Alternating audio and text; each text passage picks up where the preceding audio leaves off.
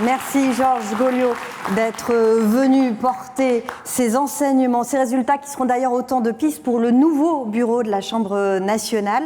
Ce nouveau bureau a été élu hier. Je vais donc demander à Jean-Vincent Imard, délégué général de la Chambre, de me rejoindre sur scène pour vous le présenter. Enchanté, je vous laisse présenter ce nouveau bureau. Le micro, il est là. De quoi porter votre voix. Mesdames et messieurs les commissaires de justice, l'ensemble du personnel de la Chambre des commissaires de justice vous remercie pour votre présence à ce congrès. Ce congrès, c'est le fruit d'un travail très conséquent, acharné, qui illustre parfaitement la façon qu'a la Chambre nationale de travailler. Un bureau qui détermine un élu référent, en l'occurrence le vice-président Gauliot, et qui détermine un contenu, des services, une délégation générale qui coordonne tous les aspects matériels, les prestataires, mais qui coordonne aussi l'action des services de la Chambre, qui aident le vice-président à alimenter le contenu. C'est ainsi, tous ensemble, les services et les élus, que nous serons efficaces pour vous, pour la profession.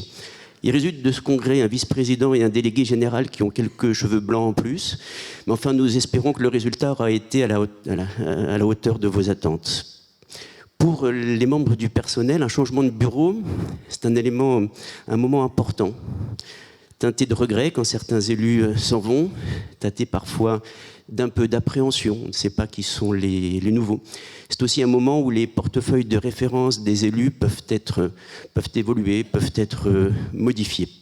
Mais c'est ce qui permet aussi aux équipes de se dynamiser, de se réinventer et de progresser, là encore pour vous.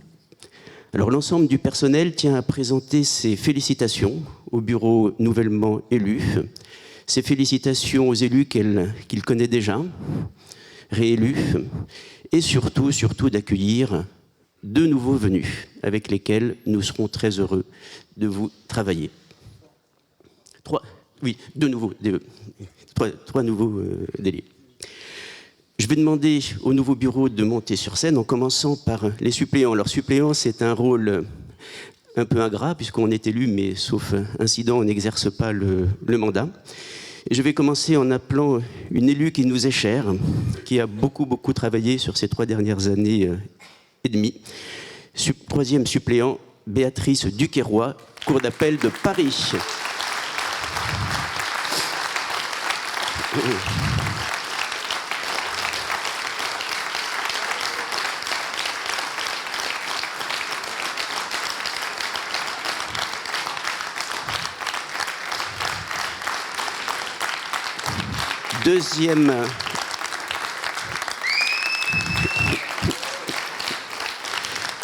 Deuxième suppléant, venu de la Cour d'appel de Colmar, maître Alexandre Speg.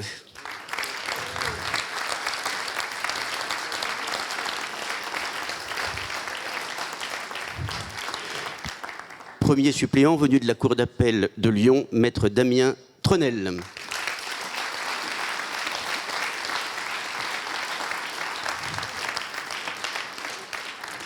Membre du bureau, venu de la Cour d'appel d'Aix-en-Provence, une cour particulièrement bien représentée au bureau, maître Emmanuel Topin-Mayor.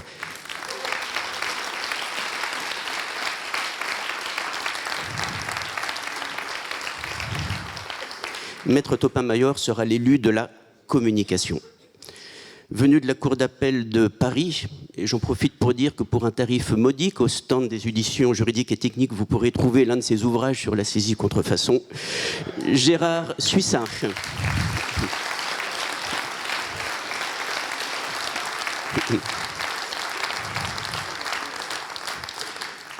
Une lourde responsabilité pour maître Estelle Mallard, venue de la Cour d'appel d'Angers, qui s'occupera du juridique.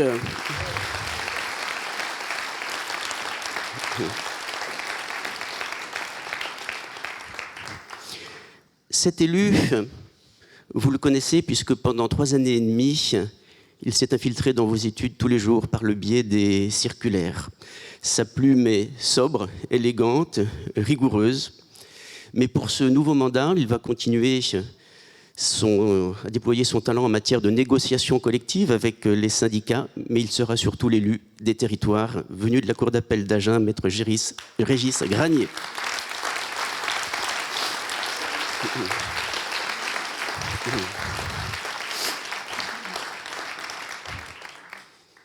Maintenant, l'ange gardien des présidentes et présidents régionaux lorsqu'ils statuent en matière disciplinaire, la terreur des inspections de comptabilité, venue de la Cour d'appel de Pau, maître Marie-Christine Carpanetti.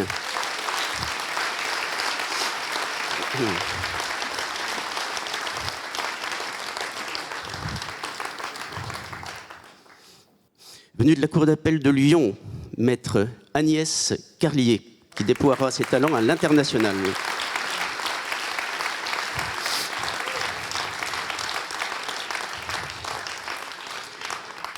Notre secrétaire national venu de la Cour d'appel de Saint-Denis de la Réunion, Olivier Barret.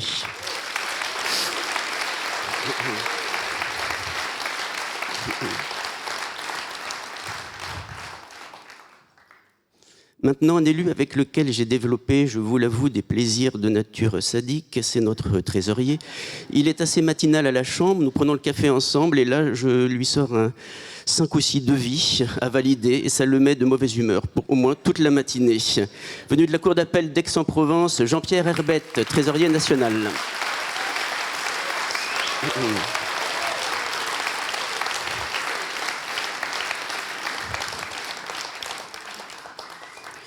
Venu de la Cour d'appel de Versailles, notre deuxième vice-président, maître Nicolas Moreton.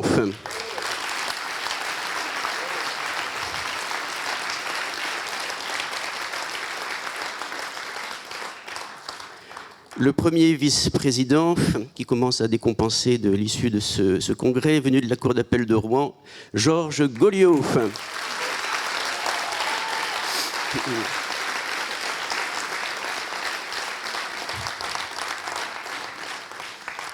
Et enfin, est-il nécessaire encore de le présenter, venu de la Cour d'appel de Nancy, notre président Benoît Santoire.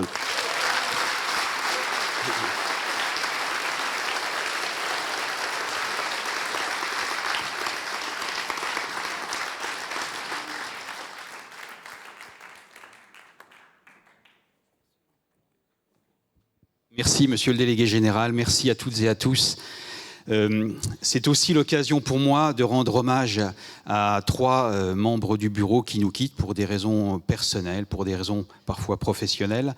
Et il était important pour moi vraiment de dire quelques mots sur les uns et les autres. Et je voulais commencer par Pierre Turpin, qui est notre délégué qui était à la résidence de Guéret, délégué de la Cour d'appel de Limoges. Pierre Turpin a été élu délégué national en 2019, il est là, pardon. Et jusqu'en 2022, il était le grand argentier de la Chambre nationale à l'époque. Il intègre le bureau de la Chambre nationale à ce même moment. Section, à l'époque, commissaire-priseur judiciaire. Il est ensuite, merci Pierre, ensuite il a été réélu délégué national de 2022 à 2025, très impliqué sur les questions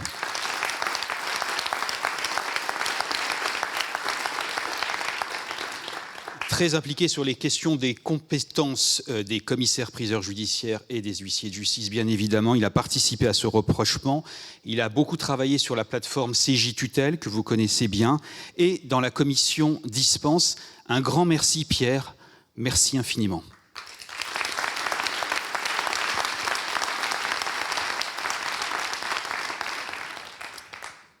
Je voulais ensuite rendre un hommage à Pierre Iglesias. Pierre, délégué de la Cour d'appel de Bordeaux.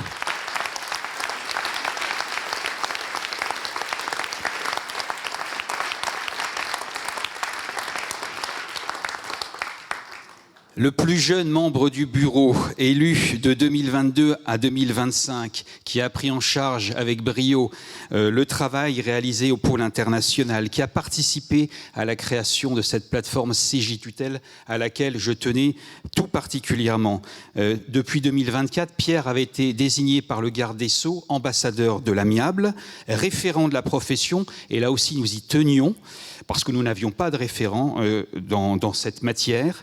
Il a également beaucoup travaillé à côté d'autres représentants à la remise du rapport qui a été adressé au ministre de la Justice, contenant les recommandations pour structurer, développer et pérenniser les dispositifs de médiation en France.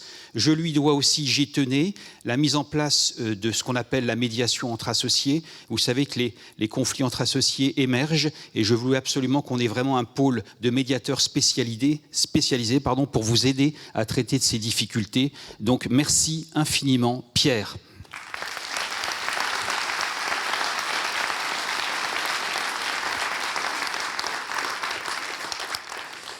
Et enfin, je ne vous la présente plus. On l'appelle ici parfois la reine de Paris ou Madame saisie des rémunérations. Elle a quitté son étude, son mari, mais je crois qu'il va la retrouver prochainement. Béatrice Duquesroy est membre de la Chambre régionale de la Cour d'appel de Paris depuis 2002. Elle a été trésorière élue entre 2023 et 2024. Elle a été déléguée nationale depuis 2014, ici au sein de cette Chambre. Elle est membre du Bureau national depuis 2022.